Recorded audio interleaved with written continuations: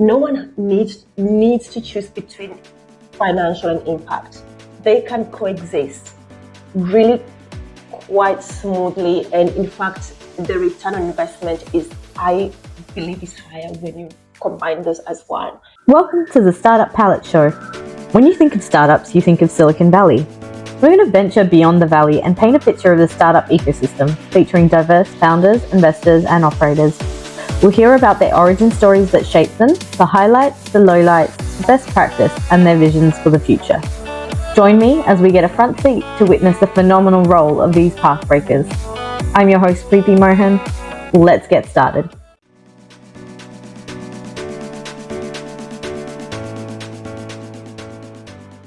Welcome to the Startup Talent Show. Today, we're joined by Prisca Ongongadin, who is the founder of Baresop. She's also a mother and a very passionate environmental advocate. Welcome, Prisca. We are so glad to have you here. I'd just like to get started by talking about your roots. Where did you come from? What was your childhood like?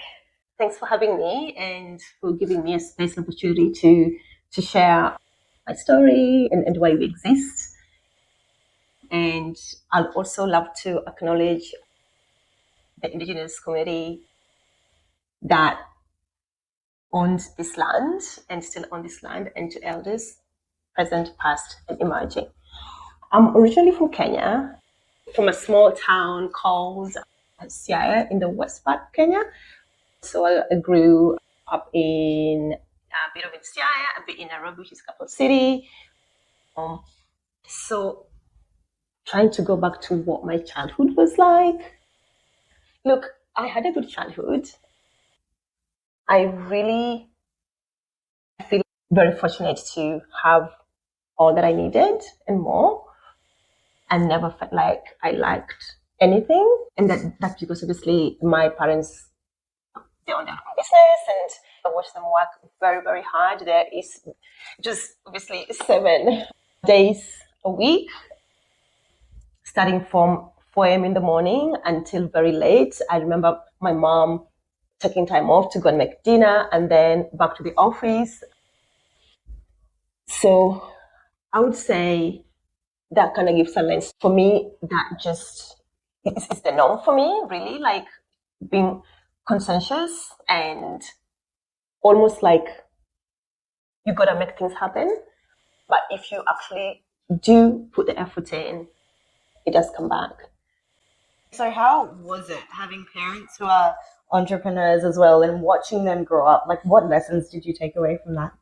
Look, to be very honest with you, at that time, as a child, in my teenagehood, sometimes it was actually annoying because coming back from school, you had to chip in, whether it was unpacking stuff or the boxes to be taken off the truck, or someone's going to do it. And it didn't matter whether you were a girl or a boy, everyone had to chip in equally. Like there was no like, oh, he's male, she's female, at least from my dad's lens.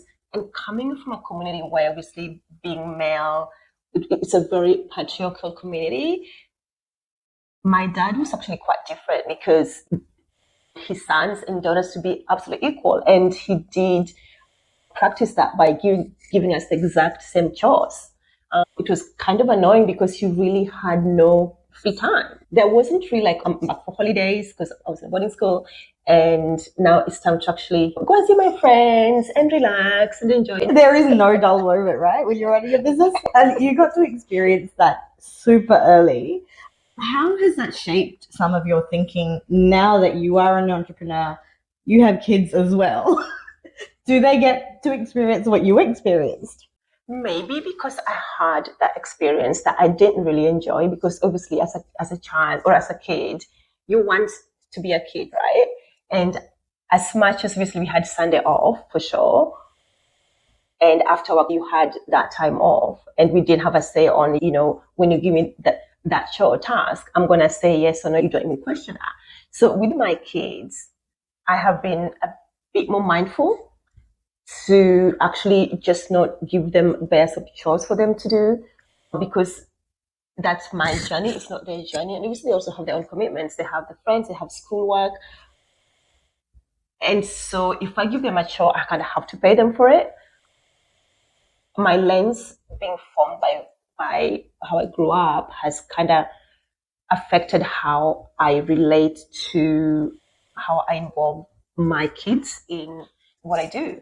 I mean, I'm so glad to hear you say that, because a lot of us do fall into the trap of being our parents again. And you've learned from those lessons and you've taken a different route with your kids, which is amazing. Speaking of entrepreneurship, what led you to find your own passion in entrepreneurship? I can't say I can pinpoint exactly what that is. I think things do compound.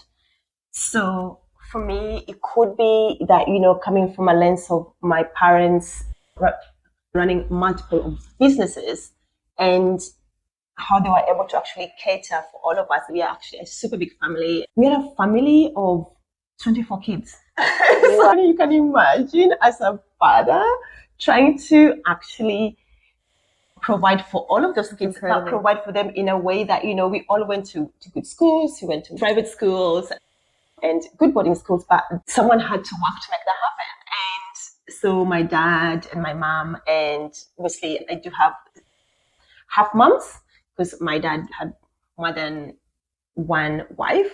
And so having that lens, obviously, when I was in school, I was like, actually, I'd never want to be an entrepreneur because at that time, as a child, I'm like, it's too much. I don't want to do that. And I kind of wanted to form my own identity that is away from what my parents did, because my parents were kind of known in the neighborhood. And so you kind of felt like you're seen as the daughter of.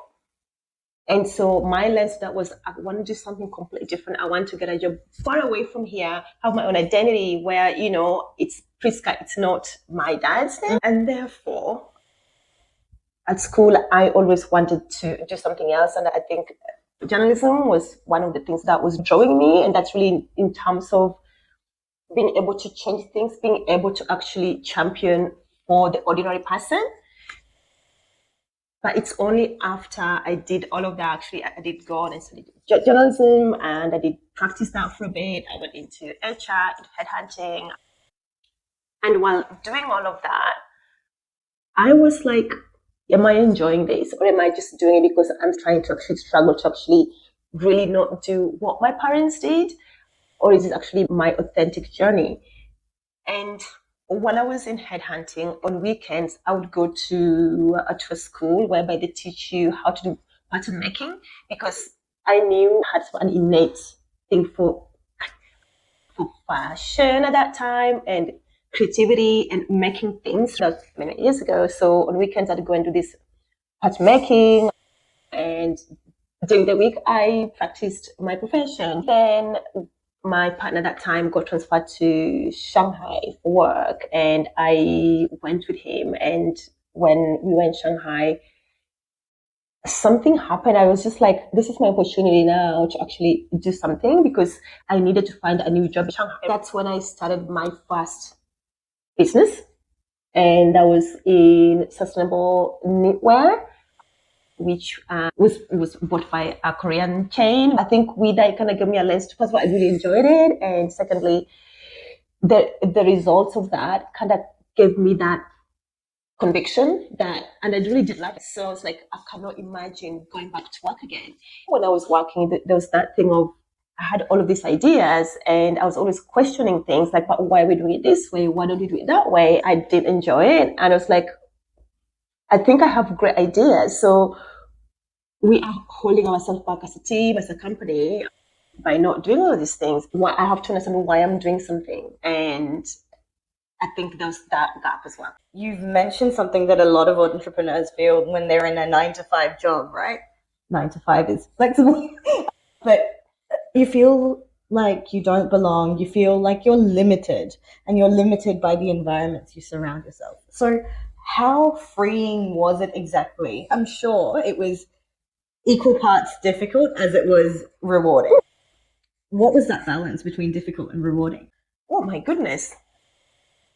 Super rewarding. And I can tell for one thing, I'm a hard worker. I'm very consistent. That comes from how I grew up, and it's an innate, it's just innate, like there's no other way around it. I am happier when I have a goal and I'm working towards it.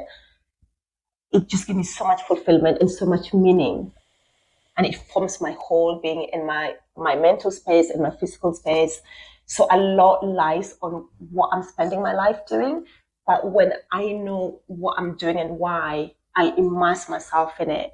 And entrepreneurship has allowed me to do that, but in a way that I am not making somebody else rich. Yeah. So knowing that I can put that energy and that passion and into something that I get the reward for, it's amazing, right? And when that links to like having that meaning behind it, like I know exactly why I'm doing what I'm doing, and that has made it really fulfilling, because it is hard. It's very hard, and obviously you get tired and you have to self motivate because there's nobody else telling you, oh, get up now, go and do this needs to be done. By when you have to motivate yourself to make sure you are kicking those goals when they should be kicked, right? And that in itself is obviously a whole project, because we're all humans, we're not robots. So some points you're gonna find when you're just like, I just can't do it today. But you have to. It's weird, but I kind of enjoy all of those things. When I zoom in, I am living a fulfilled life because I am experiencing everything. I'm experiencing the good and the bad and the difficult and the easy and the highs and the lows. And so I feel like when I finally live, we all die, like I'll say I actually lived a full life. You did what you wanted to. I did what I wanted to do. And everything you've done so far is at the cross section of impact as well as financial returns, which is often a cross section that people find really, really hard to meet. 100%. And look, if it was only financial, I say I'd probably would be doing something else. Honestly speaking, if it was for money, I'd just invest my money in some really good investment. But it's not about that. It's like, why? And that's obviously what I'm doing right now is, why am I here? How much time do I have? And how much impact can I have with what I have? I think that's literally in 99% of why I do what I do. And as much as sometimes I get the question from investors, yes, the impact is great, but you cannot do everything. Why don't you bring that impact story second and not first? Like, first is financial and then impact. But I said, no, it's parallel to me. And I'm like, anyone who feels like that's not where they're going, or that's where they need to invest, it's absolutely fine. But I know exactly why I'm doing this, and I will not compromise that. I think you're right, because it's investing for the future in a different way through the lens of impact. And so often we hear conversations that limit us and limit our potential impact on the world. How do you tackle those conversations? I believe that you don't have to choose. No one needs to choose between financial and impact. They can coexist really quite smoothly. And in fact, the return on investment I believe, is higher when you combine those as one. Obviously, for me, impact is leading, but because it's leading, our financials are where they are. So if impact wasn't leading, your business wouldn't be the business that it is now. 100%. Let's talk about, actually, before we talk about Baresop, let's talk about the previous business. You created and designed tote bags for hotels. That's Pundamilia, which actually means zebra in Swahili. So at that time we were living in Vietnam, and I was seeing all of these bags. You go to the market and everyone has them. It's on every bike, on every motorbike, like at the back, because families use these bags to go to the market, to carry their wares to the market and back and forth. They're literally seen like, I would say, a staple in the community. And I was like, these are cool bags. But I wonder, obviously, coming again from my creative sort of elements, like, oh, this is great, but what could we do with it? And I was like, oh, this is amazing. And I was like, if I just recreated these weaved bags with different colors and maybe add a bit more of detail, we could actually do something with this. That's thinking from my entrepreneurial lens. and started to actually think about these are made of plastic, right? Because they were plastic. Like, what if we actually did that with recycled plastic? And there's so much, and I love Vietnam, but there's so much plastic and waste, everywhere. I'm not sure why that is, and I'm being very mindful, right? But that's just a fact. And so I was like, what if we actually use recycled waste plastic to make these bags? Is that even possible? And so my good friend Min, who actually is Vietnamese Australian but lived in Tanzania, we had a connection because we both spoke Swahili or speak Swahili, and she's also very passionate about making a difference. So we kind of came together and designed these bags from recycled waste from Japan, and added a few elements and approached resorts like your Denang in Intercon, for example, and say, hey, you guys are actually, the channels that create a lot of waste. How would you like to come along the journey, do something a little that we think your customers and would actually appreciate? So they're like, yeah, of course. So they sent us their brand colors, and we created the bags for them, and they use the bags in their hotel rooms with their customers. And then from then on, more and more results started coming in to the journey. But really, it was like, how do we help them do something, just a small piece of the puzzle, right? To be on this better side of history. And within that as well, we also thought, during the process, we actually found out that the weaving as an art is actually disappearing, right? Because everything is being automated, and the art of like sitting down and weaving, like slow, it's almost like the slow creativity or slow produce is disappearing. And so we also learned that communities that actually their livelihood is based on weaving, but when this is disappearing, they have no income because that's the only skill, intergenerational, that they've had, right? Many communities that were doing this in Vietnam, where I was, they were really starting to actually feel the pinch. So we were like, how do we make sure that we bring them along the journey so that they actually still get an income and they keep this art continuing as well? So we worked with small intergenerational families to actually weave the bags. So since leaving Kenya, you've obviously lived and also started businesses across a number of countries, let alone regions. How difficult or easy was that to find a completely new audience, work with new suppliers, work across borders? How was that experience? Well, I'll be very honest with you. When I went onto that journey, I didn't think it was going to be as hard as it was. But I can tell you why. Because having done the Kashmir business, I then went and actually did another business that's based on like sustainable silk, and it was called Prisca. And so because I'd done it multiple times, it's really kind of wide. I know exactly what to do first, second, third, and fourth.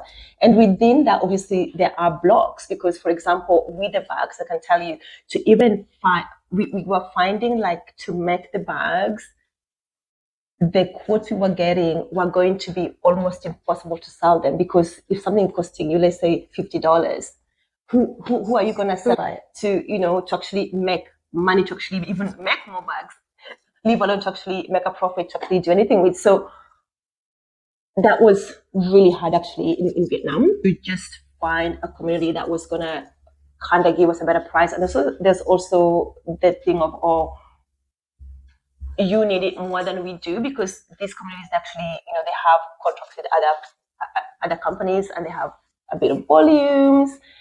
So the logistics of getting something out in time, the way that you vision it in your head, was challenging for sure. And you mentioned you've done several brands, so you know what's first, second, third, fourth. What is that order that you look at for consumer brands? Oh my goodness. I'm not sure I want to give all my secrets away, but no, all good. So for me, well, let's say an example would be I want to start, let's say, a sustainable rugs, right? So I would say, okay, I'll just go on Google. Like Google is your friend. Like everything is on there. Like, It okay, is. where so that's like, okay, sustainable rags, just to see like what's coming up. I can have a spreadsheet, and then I'll go, okay, which communities make authentic rags, and then which one, and then I kind of do a research, who are they supplying, and then I'll probably start to reach out to multiple people to see which one are most authentic and their stories and links with with the vision of what I want this to be. Obviously, that isn't everything. And then once I find that, then I go into the numbers, into the unit economics. How much to make, how much to like ship it to Australia if it's being made overseas, and then start to see, okay, is this even needed? So I do a bit of research, is something that people need, and who needs it, and what's the demographic, and what's the sort of target audience, and then I'll probably then do like start testing. So I'll probably start to test my assumptions with, at that time, now it's different, but Now it's all digital marketing. exactly, with Google ads and Instagram, like what's coming up when I test, let's say, these keywords, and let's say like I would probably even just create something on Canva now, an image of what I think that would look like, and see like people engaging with it, what feedback am I getting, and then I go and iterate based on the feedback I'm getting. It's funny, the reason I asked is because so many people with consumer brands, the first thing they look at is the branding, and actually that's one of the things that you get to after all of this process. Yeah, otherwise you spend so much money, like, because first you have to know your audience to know how to create your branding, right? And you can always change the branding. It's not stuck in mud. So many brands that we know every day, like I've heard Johnson & Johnson actually change their packaging every week or something, and they do small changes to see how the market reacts, 100%. which is super interesting. 100%. I think having done all of those, and within that, actually, so many other businesses that I didn't even talk about. We were at one point, I was doing like, what doctors and nurses wear for the hospital. I was doing scrubs for hospitals. So what I'm trying to say is, like, having learned all of this in-person experience, when it came to Baresop, it's funny, I kind of was like, forget everything. You have to forget everything and start afresh, because in my mind, having going through the process, I knew like I have an opportunity and responsibility, but in a way that I have never had it. Yeah. And so knowing that, I was very conscious and mindful to really make sure that I don't assume that based on what I did, it will apply here. And that obviously led me to, I was lucky enough to be accepted at the Monash Value Program to actually validate the idea and the concept. And I'm glad. And actually something I would say, like, of course, however much you have done, I mean, it's important to actually relearn. I mean, one of the best things I've ever heard is, as an entrepreneur, you have to be able to learn, unlearn, and relearn. Forget everything and start again, because things change as well. Like, the times change, the way things happen change, and you can't assume the way you did something 5 years ago, leave alone 2 years ago, is the same, leave alone actually a year ago, right? Things move so fast. Changes. And yes, just trying to say, like, going through that value program for Baresop and really bringing the community in and picking up the phone and talking to, I would say, we talked about 250 people on average, and asking the question of what is their current experience? Like, how are they solving the problem? Is it even a problem? Are they even solving it? How do they see it? And what would they like? And what's their current existing solution, if any? And just uncovering all those layers. And I would say I'm so grateful that I went through that, because it kind of did eliminate so many mistakes that we could have made very early on. I mean, we still did make mistakes. I mean, no one is perfect. Oh, for sure. You cannot be. 100%. So actually, that brings me to a good point. Like, making mistakes is what makes you learn. 100%. Tell us about the story of how Baresop started. I think it's beautiful. I read it on your website. Come back to Australia. We just settling down and really going through this thing of like, what's my purpose? Why am I here? How much time do I have? Is what I'm doing now enough? Is that the best I can do? And if not, what does that look like? It was actually a very difficult time for me because it was almost like starting from scratch again and knowing like if you make the wrong choice is going to affect the rest of your life, and what was I going to be doing? So I was looking at a few things, going through like a few ideas in my head. And at that time, at the table with my daughter, I'm like, oh, Hannah, talk about like why she goes to school or why, like, what's her vision? I don't know how that convo came up. It's like, oh, I really want to have enough money to actually clean up the Pacific garbage patch. And mom, it's it's going to cost trillions of dollars. No one's doing anything about it. It's a big problem. Jeff Bezos is not doing anything. Bill Gates, I know he's doing a little bit like, but it's a big problem. And what are we ever going to do? And that's why, like, I'm working hard. I want to do this. And I was like, hey, how about we own that narrative? And again, that just comes from like the way I am built is I am not a victim of it's just not in my head. It's my authentic truth that I'm like, when I have a problem, how do I solve this? It's like, who is gonna solve this for me? But when you're doing something, it's actually an action that is happening, right? So why don't we, as a family, start to see like what we can do better? Obviously, that linked to some plastic and all those things.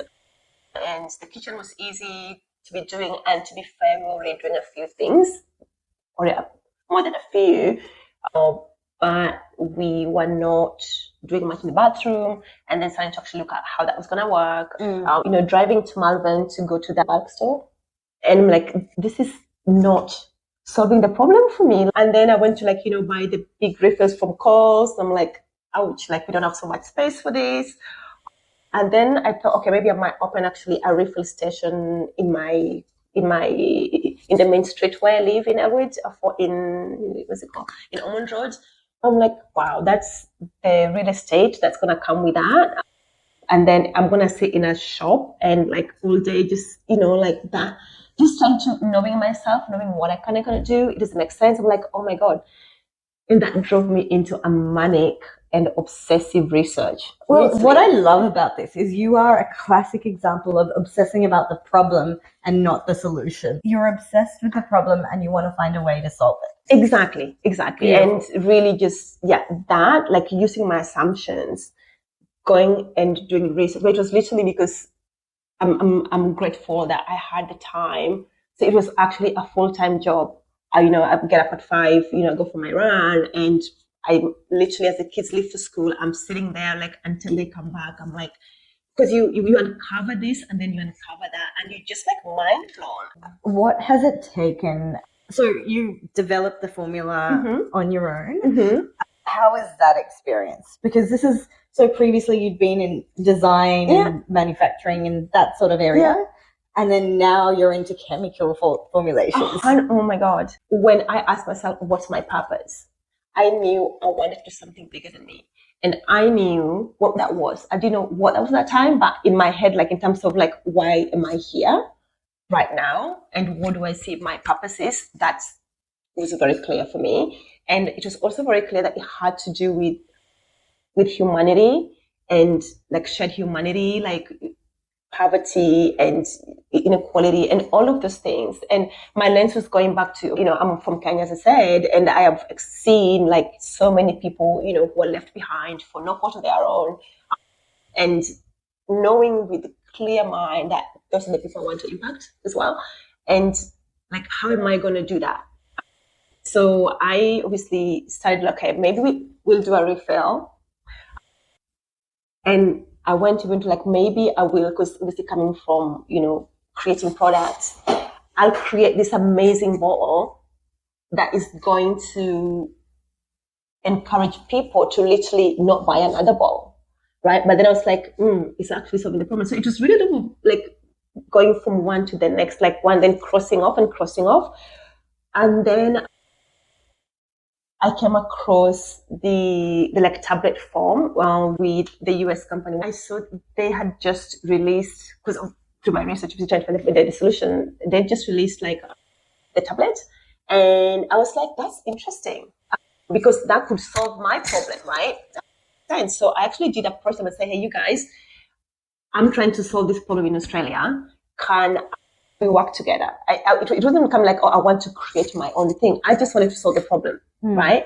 And they were like, sorry, no, we are not doing that at the moment in Australia. Like, we are just focusing on the US at the moment. I'm like, okay, fine enough. I try to find a way to create the same product, right? And knowing coming from a product development, I'm like, oh yeah, I'm just gonna do that, right? And then I asked a friend of mine who she's in chemistry. She's like Researcher. yeah, and she's like, oh, what do you want to make? I was like, oh, actually, you can just. What do you mean? You can just go on to Alibaba. And what? She's like, yeah, and she said like, there are all of these tablets on Alibaba. Like, what do you even mean? So I was like, oh, that's interesting. So then I was like, but actually, they're all made in China.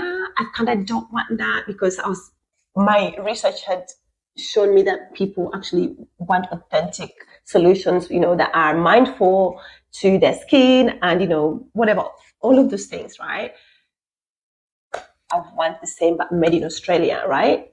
So I started to talk to people like, how can we make this? And they're like, no, we can't. You'd have to get this machine and that machine to do A, B, C, and D. I'm like, is it not the same like a tablet? No, it's not the same as a tablet in terms of like a watch. Because my head was like, the same machine you used to make like a tablet, right? Should be the same machine you used to make. No, it wasn't. And then within that, while going through that journey, I was talking to my community as well. Like, would you? I did a monkey survey. I think I paid for like 1,000 surveys from one of the survey companies. And what was coming back was, yeah, yes, that's great for us to clean the house and everything else, but I would not use that on my body. And I'm like, oh, really? Why? Oh, because they're saying, oh, because it's to me, it comes across as it's got chemicals in it, and I just would not use it on my body. I'm like, oh, I'm trying to solve the problem in the bathroom. I'm not solving the problem in the household in altogether. So if somebody is saying like they won't use it, then why would I want to make it? So then I went back to like, I'm not solving the problem because no one's going to use. So I'm like, how am I going to do this? So I was racking my brain, but you know how it is? They say like the last thing you think about before you go to bed is what you're going to be thinking about. Like it kind of links into your subconscious. I was sleeping and I'm like, people do face masks. So the face masks, some of them actually come in a powder form. Is there a possibility that instead of a tablet, you could do it in a powder form and just have the active ingredients as they do in the tablet, but do in a powder form? Because people are using masks, and that means that that's more palatable because they're already, it's accepted in their brain that, yeah, a powder is fine. So I'm like, but is that possible? Like for, your shampoo, conditioner, body wash? Again, more research. And as I talked to chemists then, like a number of chemists went to Monash. I talked to other universities across Australia, even overseas, going into skin development business and asking for referrals. And they were like, no, sorry, it's not possible because it won't dry. And if it's not dry, it will be infected. And the water that you use to actually mix it has to be like this kind of water. And people in the sort of rural communities don't have access to this kind of water. So they were like, but if you think it's possible, one person eventually came and said, look, Prisca, if you think it's possible, why don't you send me a foundation of what you think that should look like? And so I did some research. I wanted our formulation to be natural, all of those things, plant-based, cruelty-free, no palm oil, and all those things. So I was able to do a formula just on the basic things, because if you have no idea how much research, like so many. What's in a soap? What are the basic ingredients that a soap has to work, for, and what are the ones that, and I even tried to actually do some like kitchen table, how like these bath bombs. So I got one of those. I thought, okay, maybe I can make a bath bomb, and how does all this come together? So eventually I was able to find a foundation, send it to this dude, which is like, the 100th person I was talking to. And it's like, don't even pay me anything because it might not work, but give me a month and I'll come back to you if it's working, then we need to sign an NDA and everything else. So he came back and said, yeah, it's working. I'm like, really? So we did all the paperwork and then he sent me a sample and I tried it and I'm like, shut the front door. Oh my God. So that was the initial hand wash. And I was like, yeah, now let's get to work. Now the work starts. How has it been building the business from there on? A whole range of things. And this is, again, not my first rodeo, but it felt like it's been my first rodeo, actually. It's been exhilarating. It's been absolutely draining. It's been absolutely fulfilling. Very challenging. The highs have been amazing and the lows have been down below. I would not change it for the world, with all the good and the bad. But one thing I know for sure, that if I was doing this for money, I would have stopped it. I would have stopped doing it because the pain would have not been worth it. But because I know I wasn't doing it just for the money per se, that led me to not give up. And because I did not give up, everything literally just changed. You have to be in it to win it. But it's like, can you stay with it? And this is why you can't make compromises either. Incredible. And so what is your vision now for the future? Baresop, Prisca, or the world? All of the above, really. Our vision for our founding team has joined me, since I founded Baresop. Amazing teams. Tell them, it's like, how do we leave a legacy? How do we live when we are way gone and not on this planet anymore? How do we leave something that's gonna live way beyond our lifetime? How can Baresop champion and be seen as a soap? How, like, people asking, how does a small thing as a soap, like the process of a ritual of washing your hands and body, change the world? How is that even possible? That's beautiful. How does soap change the world? Incredible, incredible. Which brings me to my last question. How much of your life have you chanced upon, created, or curated? I would say 20% chance upon. So 20% and the rest is 50-50. Yeah. So I would say chance, yes. But really, you can have chance and not do anything with it. That's right. And I will quote Michael Bartko. It's something I bring upon my forefront every day, is how do you increase the surface for luck to strike? You have the chance. Some people don't do anything with the chance. Some people do. And some people don't even realize it's a chance. Yeah. And I think that's the difference. I'm not saying that I know better than somebody who didn't. I'm just thinking loud that, oh my God, I never thought of it that way. But yeah. Well, thank you so much, Prisca. Like, I honestly could sit and chat with you for so much longer. Really enjoyed it, but thank you so much for being on the Startup Palette Show.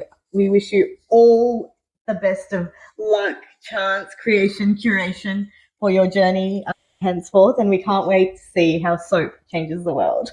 Thank you so much. I'm so thrilled to be here, and if you can ever be of help, I'm always here when needed.